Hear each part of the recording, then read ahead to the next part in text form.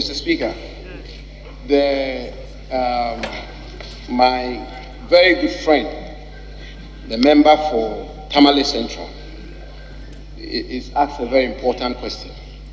And indeed, he prefaced his question with a discussion I had with him before getting into the chamber. And in his own words, millions of Ghanaians are watching, Mr. Speaker, so it is just fair that since he's brought it up,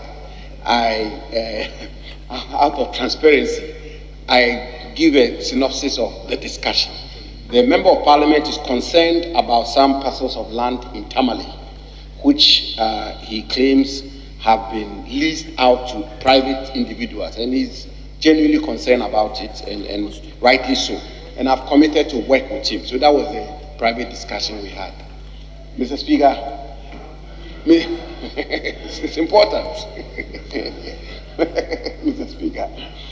Mr. Speaker, timelines. First of all, Mr. Speaker, I think I will crave the indulgence of the House to, if you want, respectfully understand the circumstances in which we are dealing with this matter. It is never the case that I have difficulty, or the President has difficulty, or the government has difficulty in putting out this information. It is not the case, and I say this with all the candor I can marshal. Now, I am supposed to provide all land transactions from 1993 to date. So really, I cannot be anxious about any fallout out of that kind of information, because that is going to cover President Rawlings' time, that is going to cover President Kufuor's time, that is going to cover President Mills's time, that is going to cover President Mohammed's time, that is going to cover President Akufo-Addo's time. Mr. Speaker, for example, as I speak to you, for the records, I have series of EIs, and I won't have the time to go through them. EI 72 of 1994, which EI 16 of 2019 released lands to pre-acquisition owners.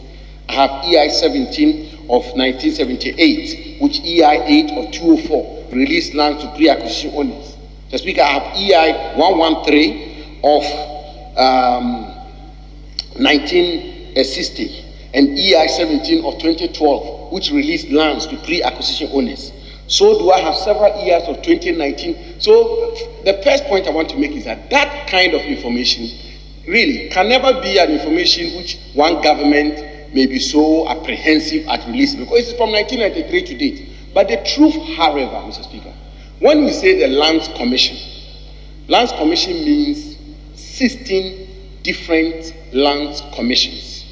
And as a matter of fact, if you took the Lands Commission office of, say, Adenta alone, the records of the Lands Commission of Adenta may be stored in about 2 or 3 rooms, let alone to talk about the Lands Commission of Greater Accra and the Lands Commission of all the other 15 regions of Ghana. So understandably and admittedly, and indeed quite honestly, putting this information together, perhaps at some stage, Parliament may even want to consider setting up a team to work with Lands Commission to procure this information in a particular way. And don't forget, the records of the Lands Commission are manually generated. So if you go to the Regional Lands Commission office in Accra, and we can take a visit there, it is loads of papers in multiple rooms. It is not as straightforward as a pen drive, which I'll bring to Parliament with the greatest of respect and furnish Parliament with the information. The fundamental point I want to make is that it is not out of the lack of effort, or that it's not deliberate, or it's not because we have anything to hide. It's simply because logistically we need time and effort to deal with it. So, Mr. Speaker, in a nutshell, I will be reluctant and I will be unable to give a specific timeline, because if I was to give a specific timeline, Mr. Speaker, and it turns out that I'm unable to meet that timeline, I am giving a commitment to the House of Parliament, and I must give a commitment I can meet.